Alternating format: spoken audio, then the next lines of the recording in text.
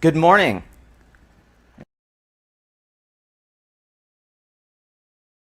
Welcome to the first ever Suncast Clean Energy Summit. So excited that you've chosen to join us today. If you're joining us on Crowdcast because you registered through our website, suncastsummit.com, thank you for jumping in early and letting us know that you were interested in participating in the Suncast Clean Energy Summit. As we have invited you, today is the 50th anniversary of Earth Day. What a momentous occasion back in 1970, where so many positive elements of the way our society operates, including things like the EPA and many legislation and policies that now help protect this thing we call Earth. We don't have a planet B, so I'm grateful to share Earth Day together with you today. In just a few moments, we are going to bring to the screen Mr. Andrew Birch.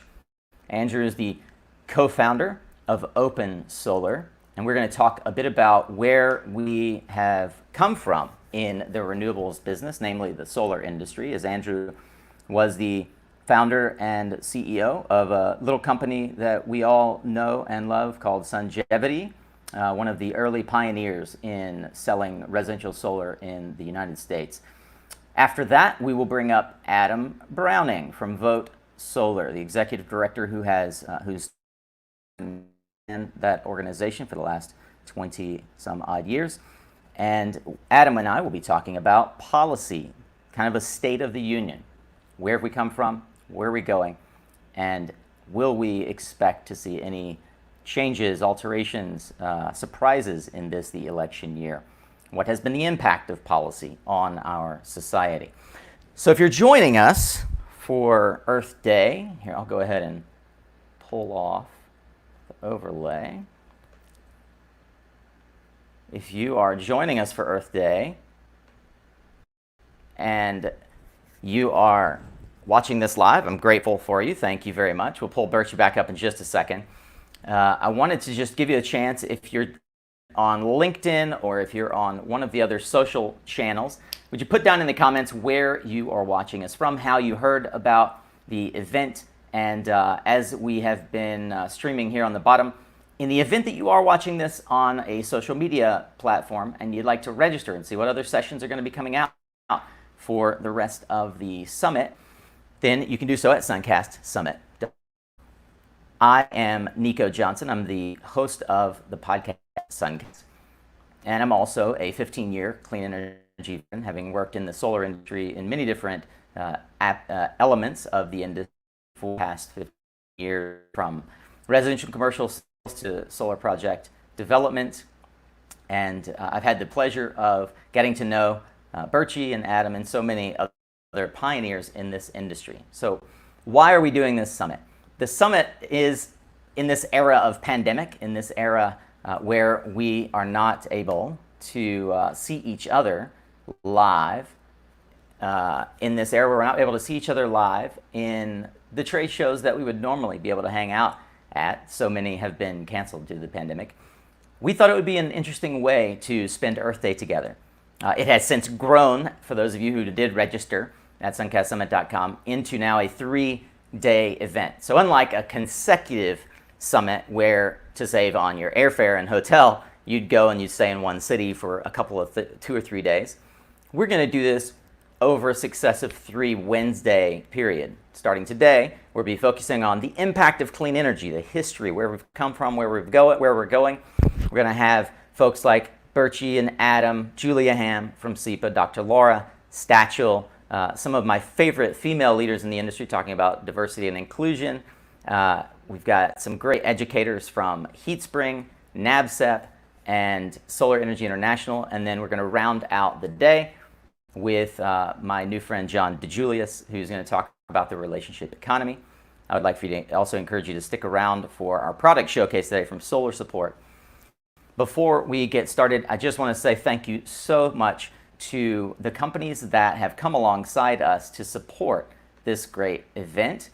It's no small feat that they have chosen to trust in us and that they are giving us their support so that you can watch this event free and live. So grateful for SunGrow, who stepped in as our main sponsor, and all of the wonderful companies that you see represented here on the screen, who not only are partnering in some way financially, but have helped to make this all possible for you all to see by sending the message out to you over our social media channels. So how are you celebrating Earth Day today? I presume that you're probably celebrating it at home. If you didn't get a chance to hear a little bit of the background, and maybe you are interested in the background of Earth Day, I would encourage you to go listen to episode 148 of Suncast, which went live on yesterday morning, where I talk about the background. And there's a nice little video linked from the American Museum of History that talks about the history of Earth Day. We celebrate this day. Did you know that it is the largest civic holiday in the world, where routinely more than 1 billion people in some way or other both celebrate and participate in the activism of bringing awareness to the fact that we only have one planet, and it's our job to make sure that we take care of it. If you're just tuning in, again, my name is Nico Johnson. I'm the founder and host of Suncast, and Suncast Media is our company where we create and curate opportunities for you to learn from industry pioneers, forward thinkers, get strategic tips, tactics, and tools to help grow your business and your career. This is Suncast Summit. It's an opportunity for us over the next 6 hours to spend some time together to, as I've said in social media, to celebrate Earth Day together. Without further ado, and obviously without you here, we wouldn't be able to participate and do this at all as well. So I'd like to, I have a question I want to throw out to you all as we get started here. But first, without further ado, I'd say hey to my friend and yours, Mr. Andrew Birch, better known as Birchy. Hey, Nico. How are you? Smashing, mate. Thank you so much for joining us from London and, well, from England. So good to see you. It's been a little while. It has, yeah. Where are you dialing in from, Indeed. Nico? So I'm glad you asked. So in the event that my internet gets a little bit glitchy, it's because I am dialing in from the Yucatan Peninsula of Mexico, where I've been sheltered in place since, since August, but really sheltered in place since this whole thing began, right? And I've gone through great lengths to try and stabilize my internet, so I'm grateful for everyone who bears with us. If we do have technical difficulties, we've got some folks that can jump in here in the background and help make this work. You've been back in England in the United Kingdom now for a little while. How long have you been back there? Coming up to a year and a half, but I've spent about half the time in the States and a good part of the time in Australia, so still doing all the solo stuff. Yeah, man. Yeah, you're a road warrior. Well, I'd like to ask, if you're watching this on social media, let us know, as I said, how you found the broadcast. We'd love to know where you're from. Put it in the comments. If you're on Crowd, please comments on Crowdcast, so where you're watching from. And I'd like to know as well, how are you celebrating this Earth Day? Again, remind you to use the hashtag Earth Day Together on social if you'd like to share your posts of how you're celebrating and even how you are participating in Earth Day from your home. We'll be curating some of the posts that we see there, sharing them on our social media, as well as to the extent that technology allows us. We'll also be sharing them here on the screen. I'm going to just take one quick look in the private chat here to make sure I haven't missed anything. And it looks like we've got some folks who are checking in here on Twitter and Facebook. Thank you guys all for watching, as well on LinkedIn.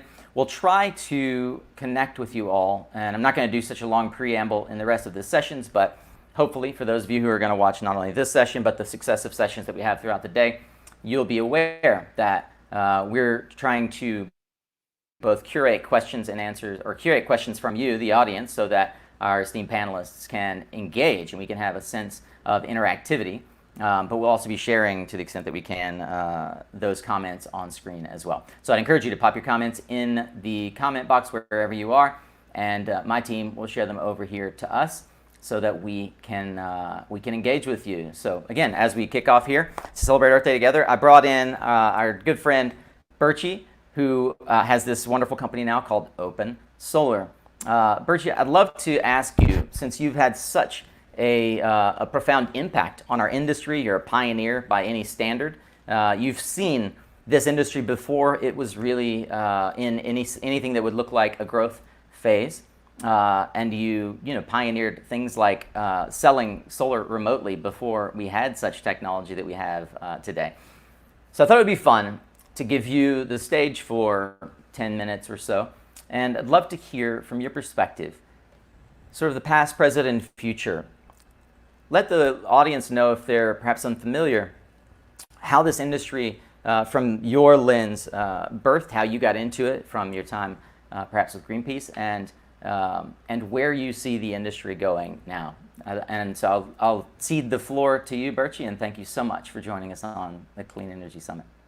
Great. Well, it's very kind of you to ask, Nico. And firstly, congratulations to you and your team for pretty audacious, with 4 or 5 days of planning, trying to set up a virtual summit in solar. So it's that kind of courage that keeps the innovations coming in solar and has allowed us to do everything we've done in this time. So congratulations. And happy Earth Day to all the viewers and everyone dialed in. So yeah, past, present, future. Obviously, there's so many stories and so many people, it's hard to summarize.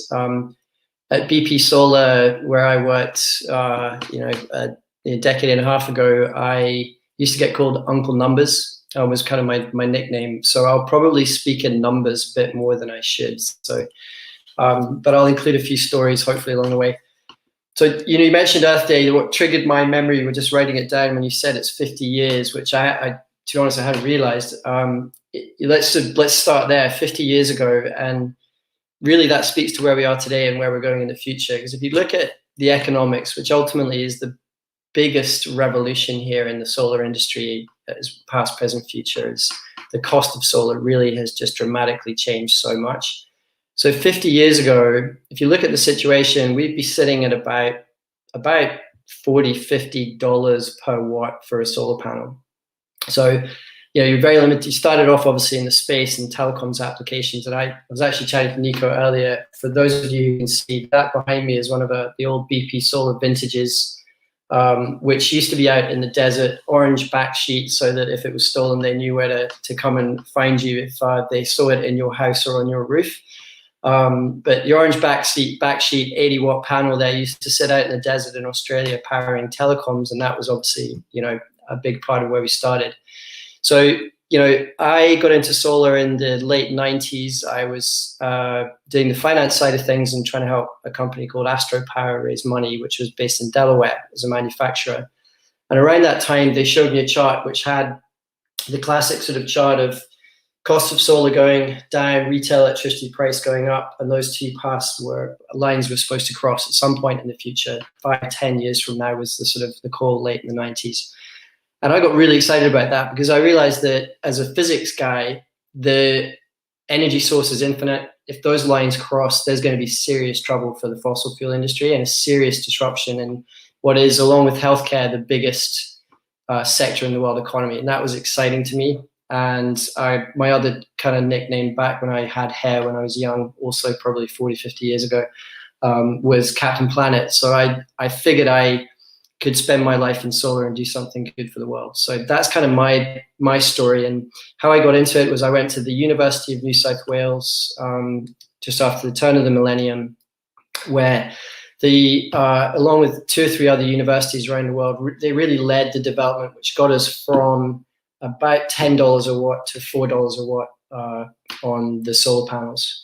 And so the history of solar really is guys in labs for a few decades, really heroes, frankly, have given us a technology which today is economic. And it got through most of that cost reduction up into the early part of this new century, new millennium.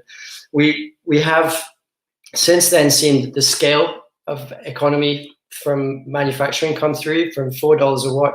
Really, it was the Chinese who gave us $1 a watt solar with German policy and feed-in tariffs that gave us the market mechanisms and the economic scale to get down to the incredible $1 a watt number. And I remember the BP guys sitting at that. There's a BP solar panel behind me where I used to work. talking about $1 a watt as if it was, you know, the turning point. And so that arrived in our industry a few years ago now. And here we are today in Asia. You're in the 20s. In the States, you're, you know, in the 30s or so cents per watt for a solar panel. So that's the history of solar, the most incredible human ingenuity, from scientists to policymakers to manufacturers, scaling up, using technology, using market mechanisms, and basically being brave and having courage to get us to this point today. So the situation today is pretty extraordinary. We are an industry of probably about 1 million people, doing about $100 billion worth of solar last year. It's about 100 gigawatts. I was at an event in Sydney a few weeks ago, and there was one manufacturer who announced a forecast of 60 gigawatts of wafer production. One company, 60 gigawatts. And when I worked at BP Solar back in the late, 15 odd years ago, you know, the manufacturing plant there was 30 megawatts. 30 megawatts to 60 gigawatts. It's extraordinary just in such a short space of time. So I worked at BP Solar for a while in those early years, and then realized, I was reading a little funny story. I was reading a book by Dell on the beginning of the PC industry, where there's a lot of parallels to our industry today, and I think we can all learn a lot from. And that inspired me to think about direct selling and internet as the avenue to educate customers and to sell. And so exactly at the same time, Google Earth launched, and that created, in my mind, this idea of the remote sales quotes, the online iQuote, as we called it at Songevity. We started Songevity in 2007. Panels cost $4 a watt. It was a very small industry. We sold about 100 systems in that year, mostly in San Francisco, with colleagues of Adam at Vote Solar and a lot of mission-driven people who got that business started, Danny Kennedy and Alec Gettle, the two other co-founders. And we grew that to be the third largest residential solar company.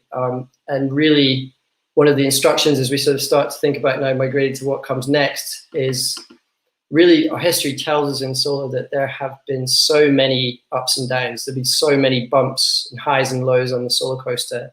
In Songevity, obviously, it wasn't a happy ending in the US business. But we had so many highs and so many lows and so many crises that it tells us that to be in solar, I think there's two key messages as I now kind of migrate to what's coming in the future. The one big message is, you know, expect the bumps. COVID-19 is another huge challenge to this business. And there are massive policy challenges in certain countries like the US. But we have solved so many bigger challenges to get to where we are today, to be this massively successful industry with such massive potential for the next 10, 20, 30 years, that we have to remember. Really the big second lesson is that, yeah, there'll be bumps, but you just have to ride through them and knuckle through them and be innovative and work hard and work together as a community, which is really what we're blessed with, a really strong community. And if we do that, we can come out the other side and be successful. Songevity now in Europe is one of the biggest solar businesses, installation businesses, still doing remote sales, still using technology, as Songevity, owned by one of the largest utilities there. And really, I think that speaks to some of the policy challenges in the US and how much harder it is to do business in certain markets, which we'll come to in a second. But really, solar is at this point now, we're a big business. If you look at the US, we're 200,000 people in distributed solar and 50,000 people in utility scale solar. We are only at a couple of points of penetration in the US and about that across the Americas. And if you look at somewhere like Australia, where Open Solar is the leading software platform, we're at 20% penetration now of homes, 20% of homes in Australia, 30+% in some of the states there have a residential solar system. So the status today is we're a big industry, but we're still, in most countries, quite small, quite low penetration, but proven to be able to generate energy for the end consumers at scale, as has been done in Australia right now.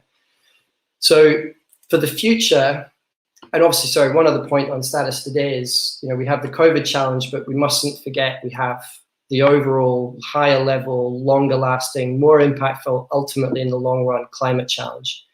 So that's the status today. Big low cost solar industry, big challenges with COVID, big challenge with climate change. So the go forward, as Uncle Numbers, as I said, the kind of maths geek, it is, I sat one night, ran the numbers, built a spreadsheet, and the maths is we need to grow solar installations by 30% per annum from 2020 to 2050. If you do the maths on that, we get to 100% penetration of the energy mix, assuming that the overall energy demand doubles in that period, which is the current trend rate of energy demand growth. And we go to 100% electrification. So that's a 4x increase in electricity supply. If solar grows at 30% per annum, we can deliver all of the world's energy through electricity, through solar. And I think that's doable. With solar and storage, the lowest cost solution is always going to win in a market economy. What will get in the way of how fast that happens is the challenges we have today, which are really around policy and our ability to grow as an industry. So that's the challenge of our day. How do we grow at 30% per annum? So to talk about the future now, how do we hit 30%? And this is also related to COVID, because interestingly, I think they are the same challenges. We need to first and foremost get efficient at scaling our businesses and bringing in new talent into the industry. So there will be more than enough panels and batteries, I would argue. We've seen the industry scale. We know that manufacturers of equivalent products, cell phones, cars, etc., can scale far bigger than we have today in the solar industry. So, and we know there's enough capital. We've got JP Morgan doing, billion-dollar funds. There's Goldman Sachs. Everyone's more than happy to write checks at the kind of rate of return we're getting in solar projects right now. So really the challenge is, how do businesses scale? How do we grow the number of people selling and installing solar? So the answer to that is digitization, we think. And so I've spent the last 3 years since Longevity working with my great friend, Adam Pryor, who's another great solar innovator. He is the guy who started remote solar design, who invented that back in 2007. And he and I decided that the coolest thing we could do, the most impactful thing we could do on the climate and on 30% growth in solar, was to build the best software platform with all the toolkit we could possibly imagine, all the tricks from remote solar design. Now we're introducing digital surface mapping, automated shading, automated design tools. And the crazy idea was, can we make it free? Can we make it available to every installer around the world? And so that's Open Solar. You can go to opensolar.com. You can download the app completely for free and get a toolkit that usually any small solar installer would be very constrained by. It's the kind of tools you don't only get as a big solar company.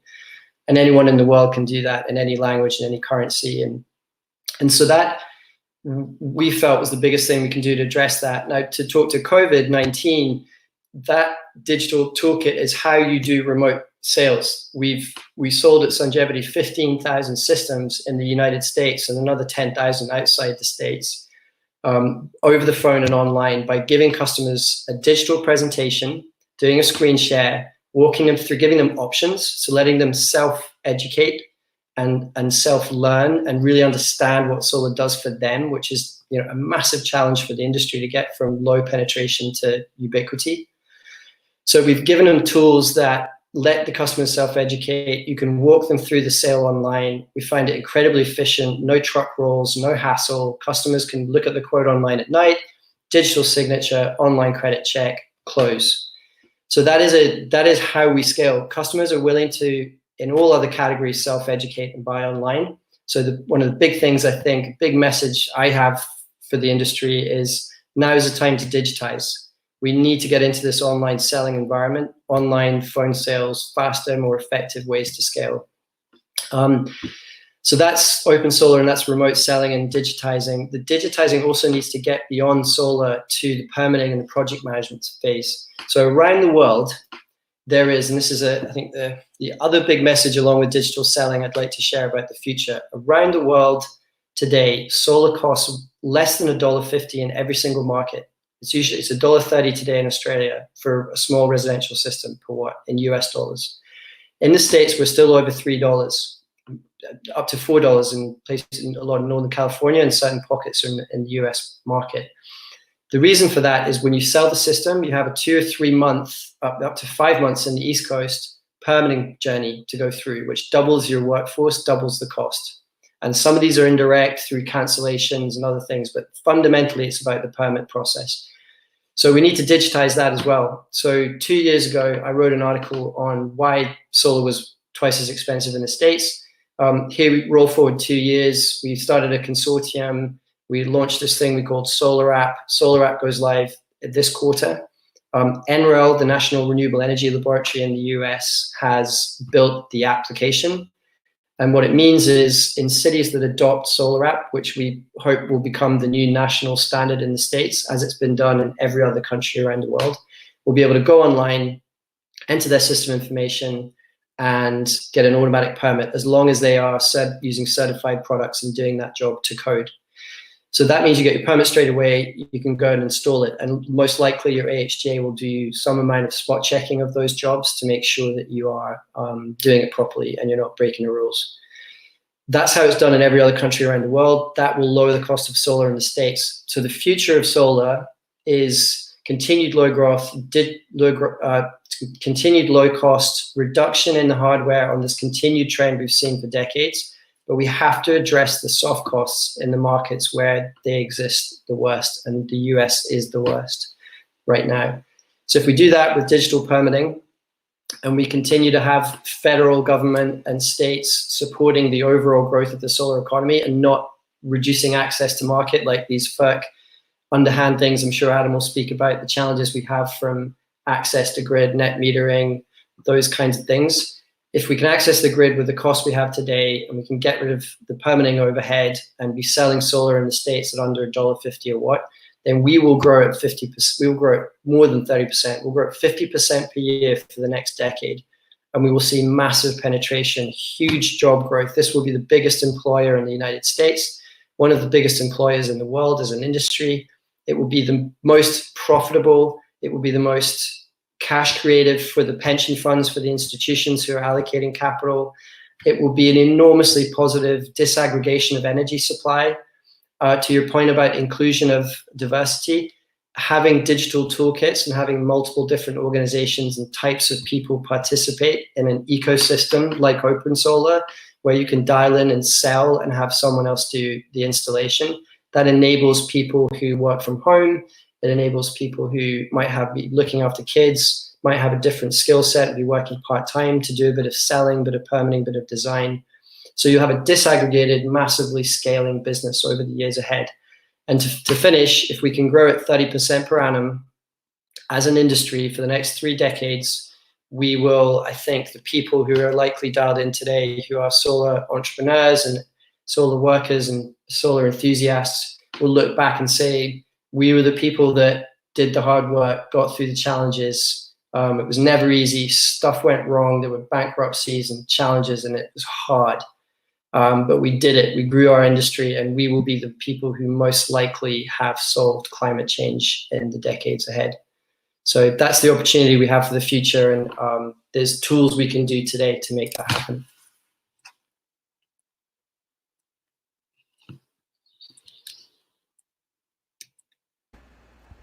What an exciting future we have, and what an exciting opportunity that we can and must harness.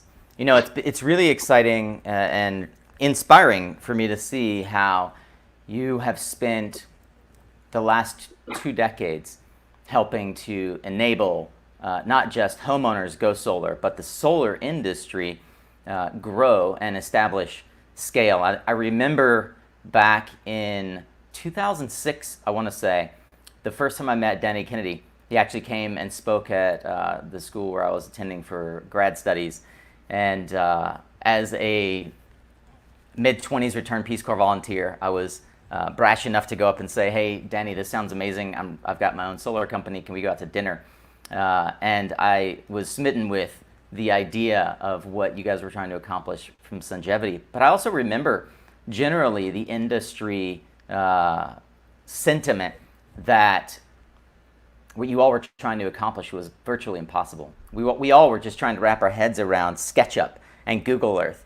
I love actually the knowledge I didn't have before, that Google Earth was in fact that idea and spark moment to say, well, there's a different way we can now approach solar, and getting it into the hands of consumers and actually helping consumers, their designs, that level of innovation is a little bit foreshadowed to the kind of innovation not only that solar is empowering, but the kinds of innovation we're going to talk about next Wednesday for our innovation.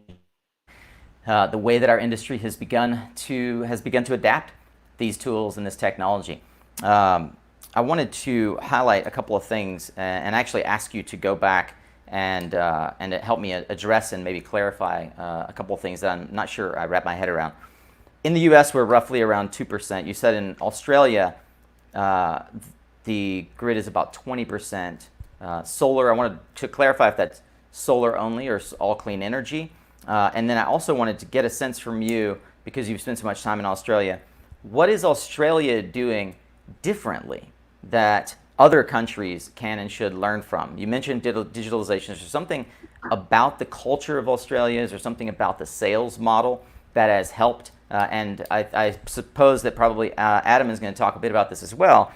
What is, although related to the United States, is there something around the policy element that has helped get that exponential rate of penetration compared with other countries?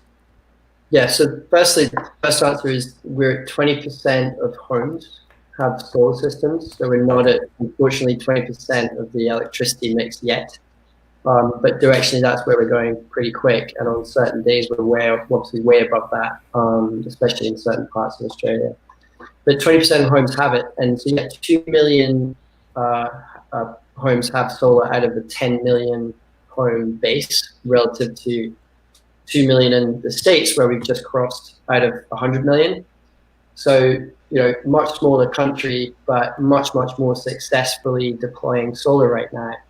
And the reason, we've sold solar in Australia, we've sold solar in the States, and we've sold solar in Europe. And have the scars, as I think most of you know. And we've seen the income statement, we've seen where the costs live in each market, and it is permanent.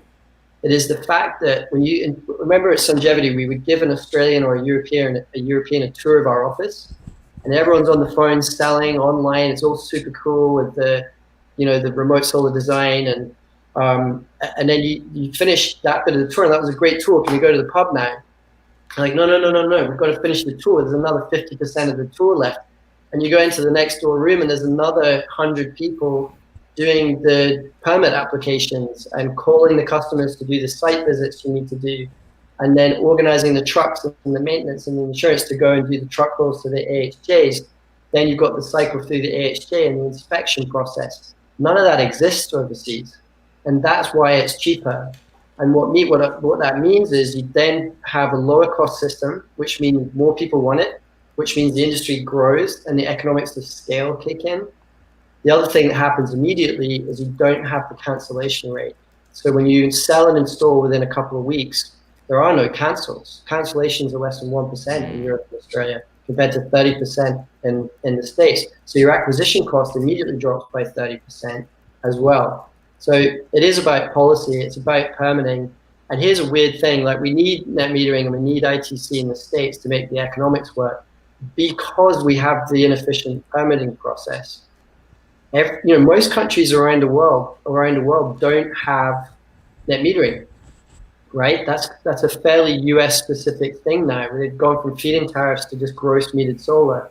So if you get rid of permitting and you solve that, you don't need net metering even. The cost of batteries are meaning that battery plus solar with time of day usage and shifting can actually be economic without net metering. And that's a lower risk profile to grow in as an industry as well.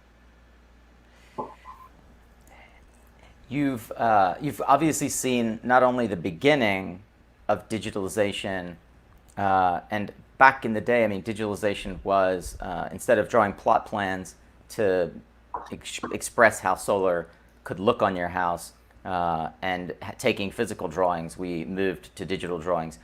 Where do you see digitalization going with the innovation of the automated express permitting in markets like the United States? Do you see virtual reality or any of these other types of innovative technologies also taking hold to help us achieve scale? Yeah, so funnily enough, we actually just pre-released what we're calling Open Solar 3D, which is going live this quarter for users around the world. And wherever the digital surface map data exists, which is pretty well, good coverage now across the world. And there are certain providers like Nearmap, who we've partnered with, who have an amazing data set, along with really high-res oblique images and all the other stuff that you can really use to sell beautiful proposals to customers remotely with.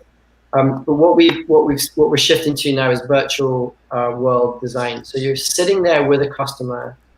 If you're face to face at some point in the future, that will happen somewhat again. You can be sitting on a tablet.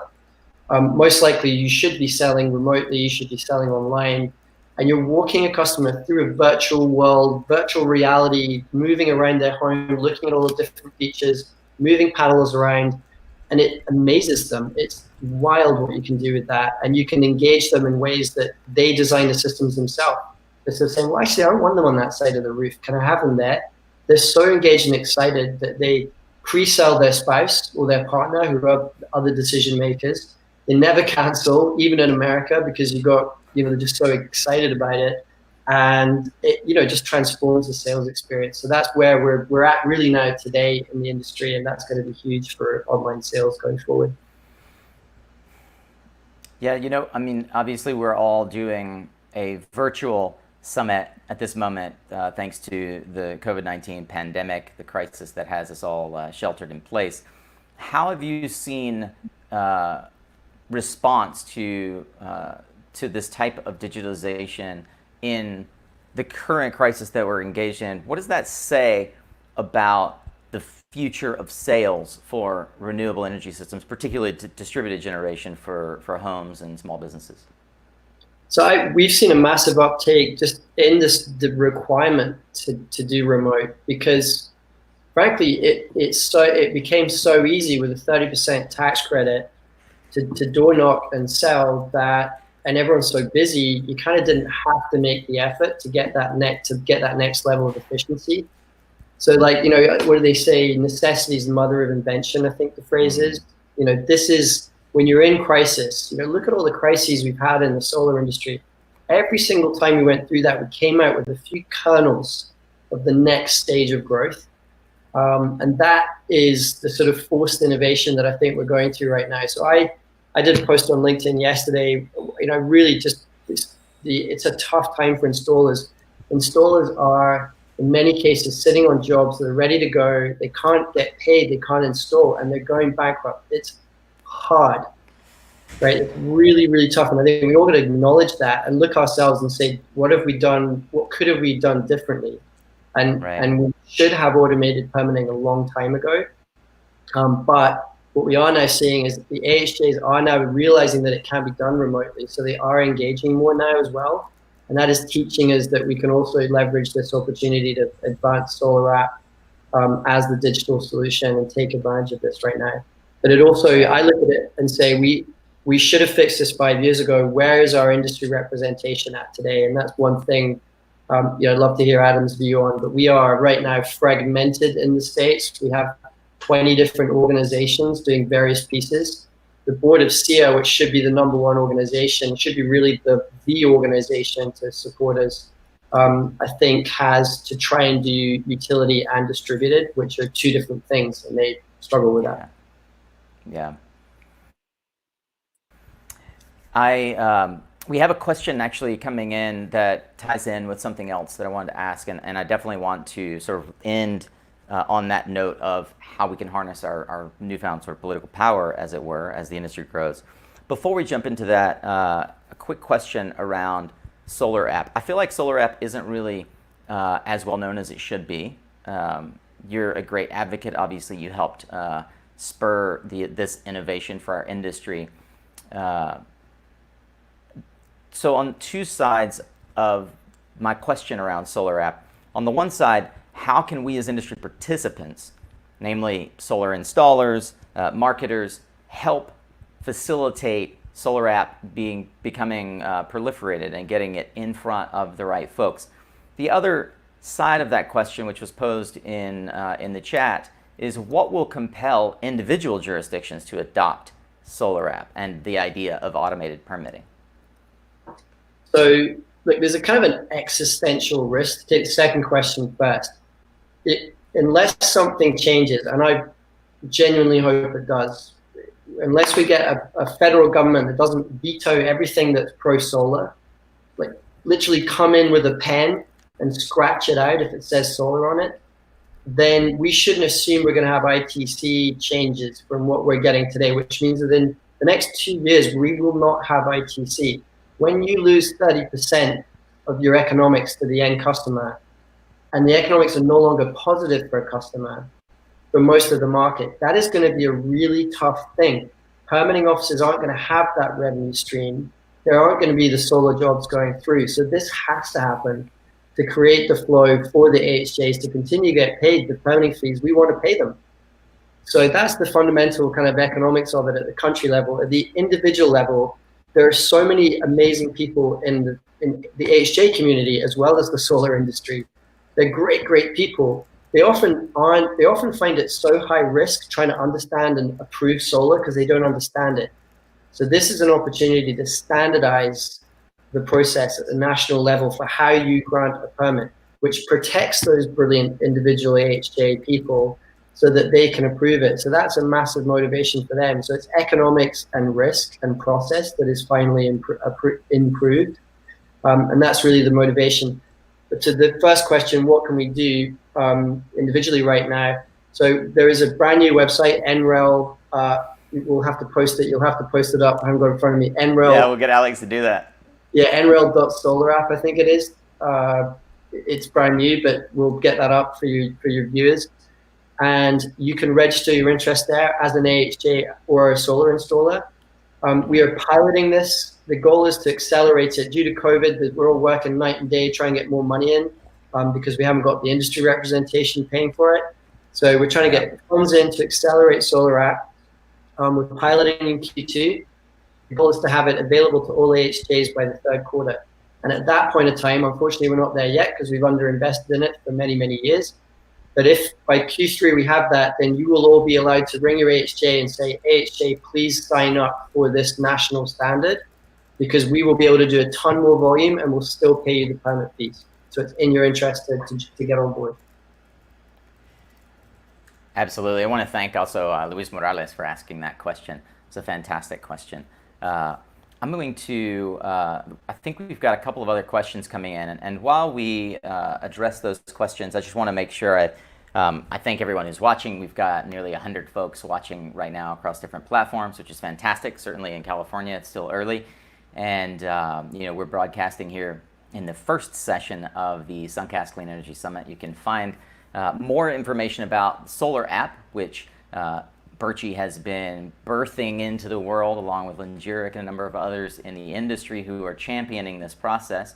I know you guys are getting ready to hopefully raise some additional funds in the industry. Please let us know when that comes across the table, how we can help. Certainly from Suncast perspective, we'd be happy to help spread the message. We've got a number of fine sponsors here as well who are very motivated to see how we can get these questions out.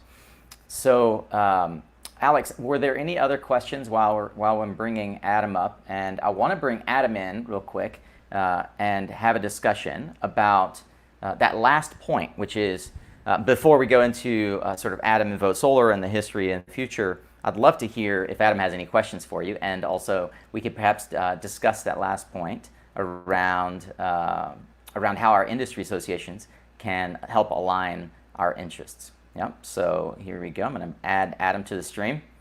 Mr. Adam Browning, how you doing, sir? Yeah, I got you. I'll unmute you there. Go for it. Yep. You're all good now. Apologies for that. Good morning, no worries. all.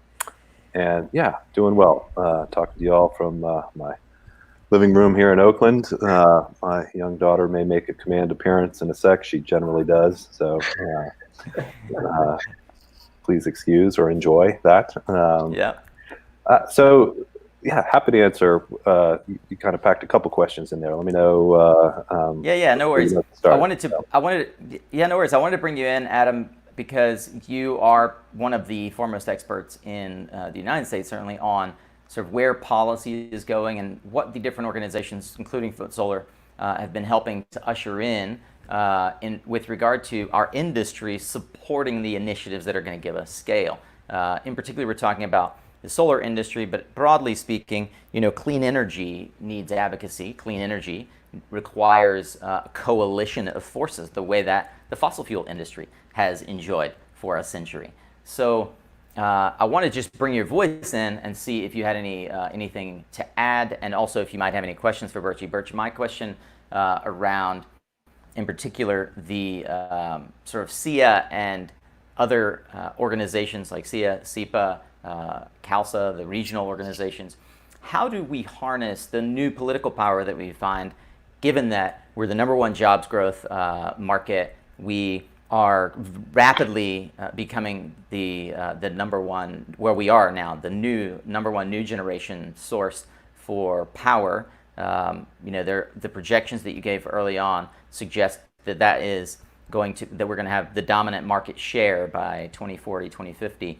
And I'd just be curious. There's some bifurcation around how our industry organizations support that and how we can sort of fill in the gaps there as contributors in the industry as well. Did you want to make any sort of additional point there? Yeah, happy. And then great. I want to hear Adam's point of view because he's the expert. I'm a humble solar installer and all this, but I do have I'll throw out an idea, Adam, and tell me what your reaction is. It feels like for too long at the macro level, we've had the fossil fuel industry fighting for massive subsidies and getting them, and fighting against the carbon price. And we haven't had, despite our size as an industry, consolidated response representing the millions of jobs that clean energy writ large has. So that kind of feels like a thing that needs solved at the Washington level. And then the second structural issue that I think needs resolved is in distributed solar, we, along with battery and energy efficiency, want to reduce the amount of energy that is drawn through that meter. If you're a utility solar business, you want to see as many people sucking energy off that meter as you can for the next 20 years because you put in a 20, 25-year PPA when your own capital is at risk. So they're two different things, and I think we've always struggled with that. And so it seems to me like, given that DG solar is now 200,000 person strong industry, we kind of need to finally grow up and say we need a DG representation. Either it's carved out of SIA and a ring-fenced budget, but ideally it should have both solar, CALSA, and the state chapters, the SIA DG piece, the National Solar Association, all the 13 other organizations kind of working as one entity, like the NRA. And we're 25% bigger than the NRA in terms of jobs, and that's just DG, and we're 4 times bigger than coal. Like, we're a real force, and it feels like, Adam, you should have 100 people working for you, and a 20 million budget, and we should go and make this happen. We've been scrapping around far too long. That's my own view. What do you reckon, Adam? I will not disagree that to really get this done, we need to make much better use of our collective power that we have. And I think actually we're in a moment right now where there are some lessons to be learned about what we need to do in order to really scale our political influence to solve our policy problems. I think what we struggle with often is that, while the road bumps and the gateways and the policy issues that we are trying to deal with are both granular and very diffuse and very specific to different industry models, the advantage that we have as a policy change catalyst isn't in money, it is in numbers. It is the ability to weigh in with the collective will and try to turn that into actual political power. So while policymaking is often really going down into these nitty-gritty little details of codes and standards and AHJs, and it's just really granular, backbreaking, terrifically unsexy work that then benefits, only portions of the solar industry. And I'm very familiar with the problem of this. I mean, ever since I've gotten involved in solar, back in 2001, like, there has been this tendency to have a circular firing squad where different elements of the industry spend their time fighting with each other rather than with for the common good against the common common enemy, which is where I would much prefer. So I think, when we think about the path forward, you see super majorities of Americans want to see this transition to renewable energy.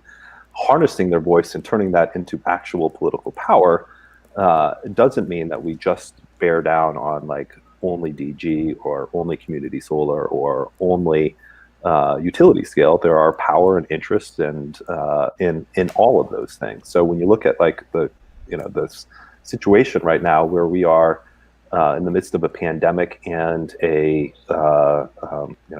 global economic cavitation, I think solar's response to this moment right now, our clean energy response, is first, how do we take care of those that are hurting the most? People that have lost their jobs, that are electricity consumers, that are at risk of getting their electricity turned off. Solar workers that are at risk of losing their jobs, and that should be our first fundamental frame. Our second frame, our next phase of that work, comes through how do we catalyze a green recovery? How do we lean into solving this particular problem while preventing the next, and really building an economy that's based on renewable energy rather than fossils? And I think in order to do that, it is 10x focus on distributed generation. There's also huge interest in seeing these 100% clean energy statewide standards. I mean, right now, after Virginia passed earlier this year, over a quarter of the people living in America, in this country, live in a state where fossil-based electricity is illegal, will be legally phased out by X date. I mean, it is a phenomenal change. To my mind, it is really the most important real victory we've had in the climate fight, probably ever in this country, and something that we should continue to really lean into. So, this isn't a DG versus utility scale. There are important aspects in here for both. We need to figure out how do we, again, turn that real interest and solve problems for more people, broaden this net much further, rather than going narrow and segment by industry. So, I think it both syncs and diverges from your vision, Birchie, a little of both. But I generally just believe that the more problems that we're able to solve, the more friends we will have, and that is really the pathway forward. So there's been a big change at our organization as to the things that we do. We're about solar, but we're really trying to solve for a customer-centric vision for providing like the necessary grid flexibility. So it goes beyond just solar. It goes to storage. It goes to the key demand response programs that we need in order to really solve for the flexibility that will allow us to take those gas plants off immediately and not build new ones. And again, really thinking about like, how do we really solve for the problems that we're seeing so poignantly exposed with this economic crisis coupled with the pandemic around inequality in this country as well. And I think renewables, clean energy community can pilot a pathway forward. And so when we think about like, what should we be doing right now, we should really be ensuring that people aren't getting their power shut off if they can't pay their bills. And as those arrearages mount, that we pilot a way forward for low-income people in this country to be able to really reduce their energy burden through solar, demand response, really customer-centric pathways forward to really reducing their energy burden. So it was rather probably a more discursive answer than you were looking for, but really trying to make this case that like this moment really, I think, illustrates our way forward. We need to be able to solve as many people problems as possible in order to build that political power that is going to be necessary to overcome the moneyed interests that have been fighting so hard to push us and keep us back. I, for one, am glad to hear, and I don't mind the discursive answer. I don't mind the pontification, because it's something that comes from more than 2 decades of thoughtful and intentional work towards helping create this pathway forward for us. So for those who maybe are unfamiliar, Adam Browning is the co-founder, executive director, runs an organization here in the United States called Vote Solar. Vote Solar has been at the tip of the spear, opening markets in the United States through policy advocacy for a long time. Really creating markets in many of the states, like Virginia, along with the peers who are working actively as installers and legislators in those states. It's been a joy to get to see how the Vote Solar initiative has taken off. For those who'd like to hear more about the background of Vote Solar as an organization, Adam and I had a great chat on Suncast in episode 205. There's a lot about how the organization began that's quite interesting, and a lot about the state of California. As they say, as California goes, so goes the world, or at least the nation. So I wanted to have Adam on today to talk about, as an authority, kind of where that legislation has come from and where it's going. For those who caught the first portion of this first session today, we have Andrew Birch, co-founder of Open Solar, talking about sort of the state of the solar industry in various parts of the world, like Australia, what we can learn from these other markets, what we can learn from the trials and tribulations of being pioneers in digitalization of an industry that has, at the time that I got into the industry, 2006, was still working out CAD and still working out physical drawings and going and knocking on doors to engage with customers in a very sort of door-to-door salesman way, even with some tools that are starting to become digital, sort of the digital force we have today. 45 minutes kind of sets the stage, and to take a moment, we're going to do a quick not quick, probably about another 20 minutes here, one-on-one with Adam. Wanted to thank you, Birchie. I did have questions come in, so I'll probably sometime at the end I'll bring you back out of the green room. But I want to say thank you for joining us and giving us that great overview at the beginning. Appreciate it. Thanks, Nico. Enjoy the summit. Thank you, Adam. Good luck with everything. Thanks, everyone. You too, brother. Yep. Cheers. Indeed. So Adam, as I mentioned before, it's so good to have you here. You've been such an advocate in our industry for solar, and I mentioned in our episode that the organization that you helped found has served a critical role in the rollout of successful state solar policies nationwide, and indeed, I think that the work that you guys have done has been influential and instrumental in the way that other jurisdictions around the world have considered how to sort of garner that grassroots feel, and the support and tools that you guys have put in place have helped many states with the kinds of progress that you expressed, for the state of Virginia. I think it would be wonderful if, for those who are perhaps a little less familiar, if you could bring us through maybe your synopsis of what we might call the state of the union of policy and clean energy advocacy over the last 10 years, really, where we've seen solar begin to take root and grow. And I'd love to hear your thoughts as well on where you believe solar policy is getting stuck and where we can lean in to achieve what we all believe is possible, which is that solar becomes the dominant energy generation capacity, and clean energy in the United States and the world is the only consideration. As you mentioned before, nearly a quarter of states now make alternative, what I'm going to call alternative generation fossil fuels, illegal. So Adam, with that, I'd love to give the stage to you to give us a quick rundown of the state of policy and your views on where it's going. Well, no subject I prefer to talk about more. We could go all day on this, but I think we could keep it kind of brief.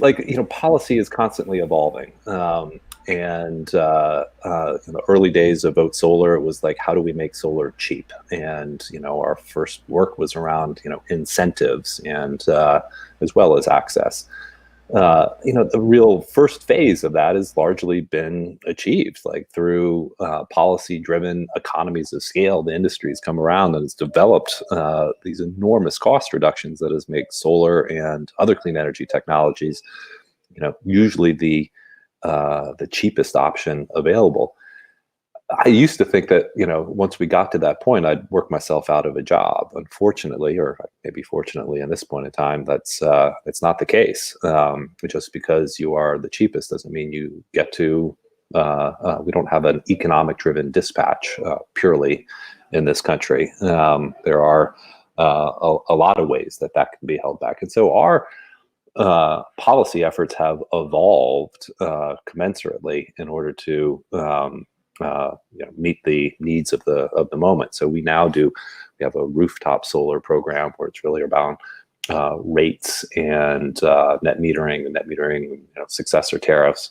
We have a community solar program where we're focused on how do you ensure that everybody that wants to participate in the clean energy economy can have utility scale. That's really about how do you grow, do state level policy making to ensure that solar and clean energy is the dominant utility scale, what's coming in over your wires. Then a big area of our work now is around grid integration of renewables. How do we achieve the necessary flexibility to run a grid on majority renewables, which are intermittent?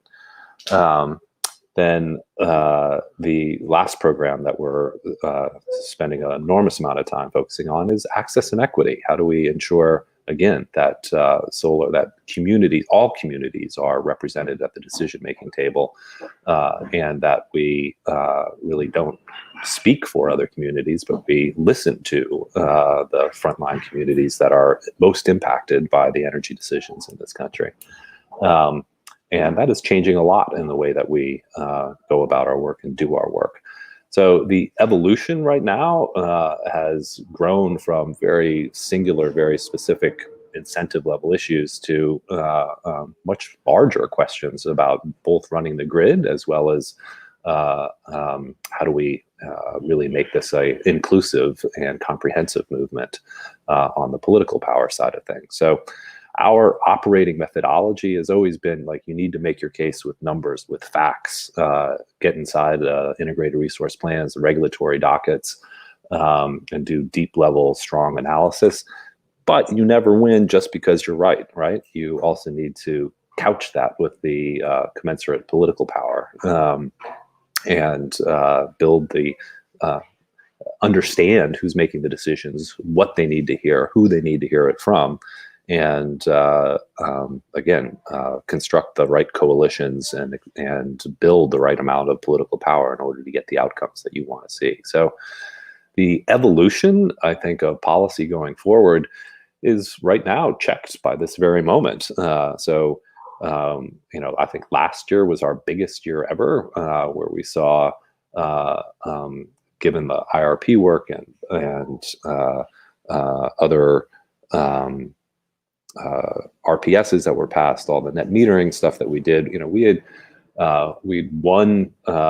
had victories around net metering and rate structures that impacted 10% of the rooftop solar customers in this country. The new RPSs and integrated resource plans that we did at the state level will drive another 50 gigawatts worth of solar. This was all based in the 2019 work. And I alluded earlier, we with Virginia passing their 100% clean energy law earlier this year, we are looking at a huge phenomenon in this country where, really moving to 100% clean energy. So the situation we're in right now checks all that right now. And there's definitely going to be, we've moved to pandemic footing where we're really rethinking about how do we go about our work. So the first and foremost, I think everyone should be thinking about how do we care for those that need it the most. And those are people that are lost their jobs, can't pay their bills, and are in danger of potentially getting cut off and losing their electricity. We need to have a moratoria on shutoffs.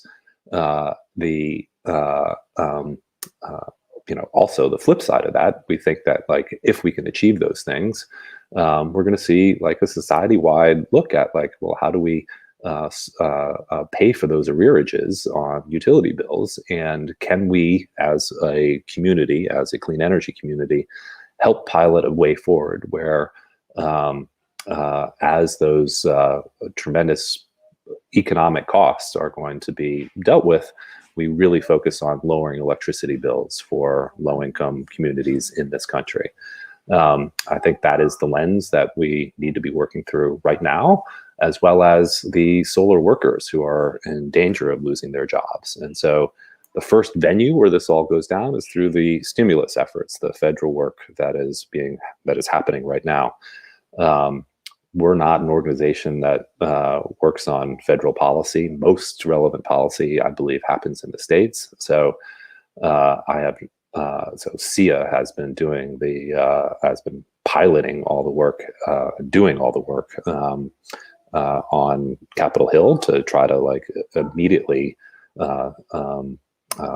staunch the bleeding and provide for solar workers to try to keep jobs continuing and keep the industry afloat through extending deadlines, extending the ITC. And I think, the other flip side of this is like, how do you keep companies still operating during this time? So most states, they're considered essential workers. There are, I think it's New York and Pennsylvania are exceptions. And then how do you, are you able to like shift your work processes to a pandemic situation? So sorry about that. My daughter's running through here. She'll make that command appearance that I promised. So the arc of what we're seeing right now, like really is fundamentally interrupted by the pandemic. Right now, big focus on federal issues. I think over the next 3, 6, 8, 12 months will really be our time to shine, where we look at state level policy as state legislatures come back into session, and there will be a national discussion on like, how do you recover from this economic cavitation, and think that it is entirely appropriate to say that we should recover from, we should deal with this crisis in ways that prevent the next, climate change, and build a green recovery. It's hard to have that conversation at the federal level, given the president is antipathy to clean energy. So I think where we will be having this conversation is in the states, and so their state legislatures will be doing important work. And I'll keep in mind, while most state legislatures right now are in recess, the PUC work, the public utility commissions, like those are largely still going on. So public utilities commissions are making decisions right now around net metering, rate structures, integrated resource plans, whether to build gas or build clean energy. How do we develop the demand flexibility necessary for reliability going forward?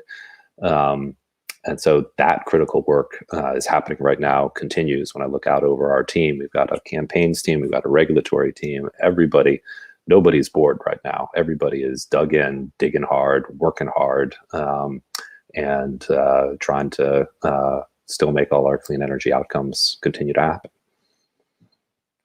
So I'll pause there. Very, very well. Yeah, it's. I feel like every time I get a chance to sit with you, it's a chance to hear. There's so much we could be drinking from a fire hose at the moment. I think something that I wanted to, so as folks see me looking down, I have my notes here. Thankfully, my kids haven't run in yet either. It's just the nature of what we're experiencing all together right now, right? So I think that one thing that stands out to me, and I don't have the data in front of me. I probably should have pulled up the Vote Solar or the Solar Foundation numbers. Maybe off the top of your head, because you've been engaged in this job creation aspect of what we're doing. Do you have a sense of, or could you share with us the overall job creation opportunity that we've been engaged in for the last 3, 4, 5 years?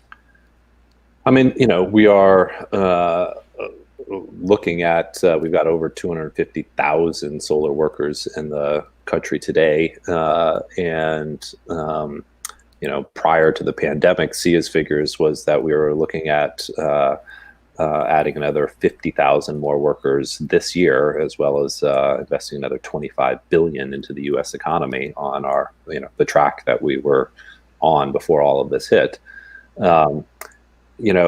So Woods Mackenzie or Green Tech Media, their analysis shows a potential range between 18% and 30-40% contraction. But nobody really knows, right? The music hasn't stopped yet in terms of like what is happening. So there's no ability to assess the damage. Like it's not like a hurricane came through and now the sun's shining and birds are chirping and trying to figure out what to do going forward. That's still happening. The hurricane's still happening. So it is really hard to say like what the true carnage to the solar workforce is going to be right now, which is why we really need to be highlighting that to federal representatives right now. SIA's out there being the pointy end of the spear to collect the stories of what is happening right now in order to articulate that to federal representatives so that they can help provide support, monetary support going forward. This is going to be a marathon, not a sprint, right? So, yesterday or the day before you had the stimulus package 3.5, this could be 4, 5, 6, 7, 8. Who knows how many more may or may not happen and what will be included in them. But I think it's going to be a long road, a lot of discussions, and a lot of opportunities, unfortunately, to keep working on this. I'd like to take some time and really, maybe because it's the most recent, Carla Loeb from Segura and I were recently talking about the work that they've engaged in Virginia. I know you're very familiar with that. Yeah. I love the way that you put it, actually, by saying 25% of us live in a state where fossil fuels are illegal. I think that might be the first time I've heard anyone say that. It might be the first time that many of us have heard anyone say that, and it's a great way to frame what's happening at a policy level across our country and indeed across the world. I would love to hear what were some of the challenges, especially given that Virginia, now we're thinking about getting down into the South where fossil fuels have a real stronghold. I'm from North Carolina, grew up in South Carolina. Surely states like South Carolina, Georgia, Florida, someday we all hope, are battlegrounds, and I'm curious what we can learn from Virginia as a success case, and what could still be standing in the way, not related necessarily to COVID-19, but what could still be in the way that we all need. So, I think there's a danger to putting the bar at 100% clean energy is the only thing that matters. And so let's say, I think it's where we should be going, where we should be focused for, but like you want to start at 25, 30, 40, 50, like I generally take a money ball approach to policy, which is like you move the ball forward and live to come back stronger, bigger, better, and fight another day. If you're only swinging for home runs, you're going to strike out all the time. And so that has been quite successful for us. I am not familiar with the state that has passed a 100% clean energy solution that didn't have a triple D government. So Democrats on both sides of the legislature and a Democratic governor.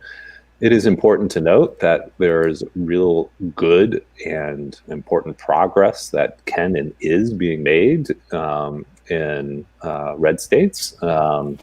So I think you can get really good renewable energy wins, you're not going to get comprehensive climate solutions in red states. So one of the things that we worked the hardest on and proudest of last year was really in South Carolina, which has had incredible support from a Republican-dominated legislature that looked at the collapse of the nuke industry there, where you've got South Carolina ratepayers that are going to be paying $20 plus a month every day or every month for the rest of their lives for a nuke plant that will never be built, that will never produce a single electron. And the failure of the market forces there really put the strengths of clean energy, the strengths of solar in the driver's seat, and this need for energy choice and this need for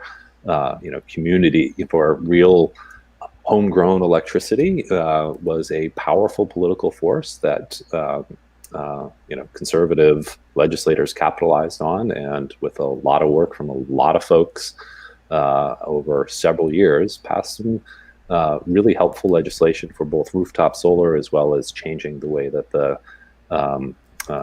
utility procurement works for solar as well. So let's not make the bar only 100% clean energy, even though that is my mission. That is where we would like this all to end up.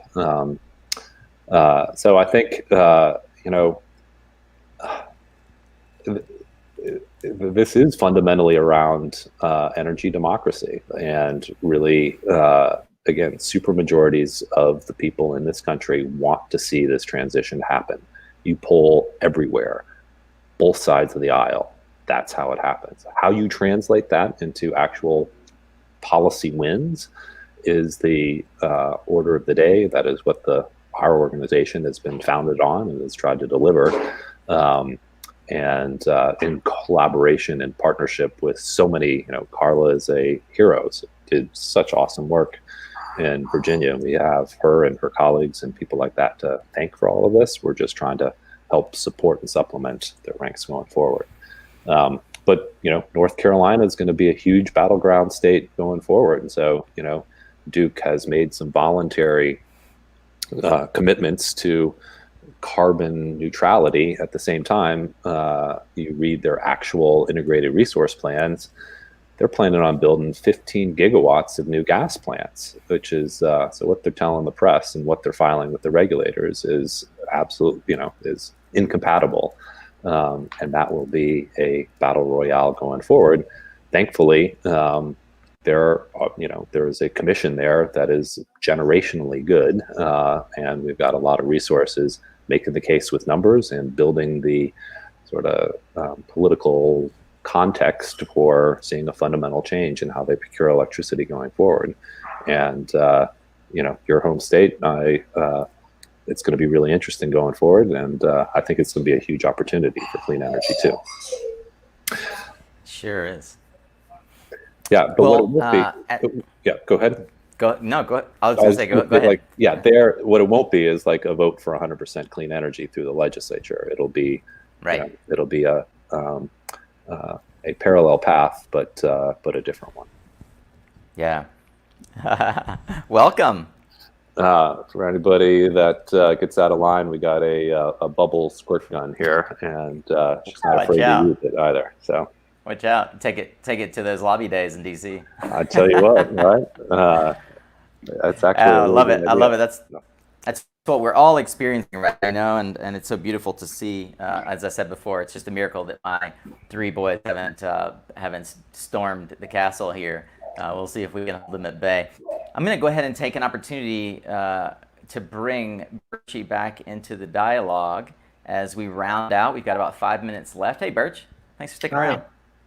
No worries. Good to hear your work, Adam. Thanks for that. Right on. Yeah, as we round out our discussion, we've got about 5 more minutes. The meta theme that we're following today, we celebrate Earth Day together.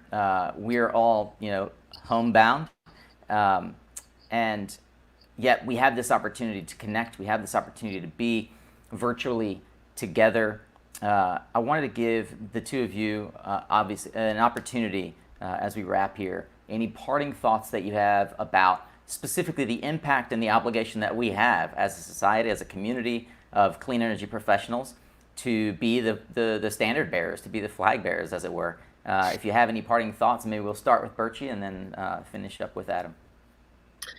Sure. Yeah, just listening to Adam speak, it just reminds me that really, you know, we have the physics and with the economics behind us that will ultimately make us win in the end. And it's really a question of how fast we can win. And all these barriers, as you said, Adam, it's not just the dollars and cents. There's all these barriers in the way. And hearing folks like you know, you got, Adam, the heart of a lion and the brain of a great chess player, a tactician, which I really admire. I'm more down at the tactical level with our users at Open Solar and thinking like, how do you make this more efficient? Because if you can get it down to $1.30 a watt in the States, your life becomes a whole lot easier. You're like you just remove the risks of net metering and ITC and all this other stuff. There's lessons from Australia. Republican, very right-leaning prime minister, you know, loves coal, took a chunk of coal into the Senate, said, this is Australia right here. Like, even he can't stop it in Australia because it's just so cheap. So if we can get automated permitting, if we can get all these efficiencies into the industry, I think we can combine with the defense from great policy mechanisms like you described, Adam, and consolidating our power at the high level so that we can fight the fossil fuel interests that could still block us and slow us down, then, you know, we can win. Yeah, I totally agree. You know, like I said, I thought like when solar got cheap, we'd have worked ourselves out of a job, and that I think part of it is everything gets easier with a cheaper resource. But you also get new enemies, right? And so the more prevalent it is, this ends up fundamentally challenging, you know, the utility business model. Like, so much of utilities are paid based upon the amount of capital they deploy, and when you're really moving to a distributed, more efficient, fundamental way of generating electricity, like, we also need a completely new utility business model as a way of landing this ship, of this plane, you know, the end game around this. So not to get too meta on this, I absolutely agree. As we get cheaper, we also are going to encounter new resistance that we will also then have to overcome.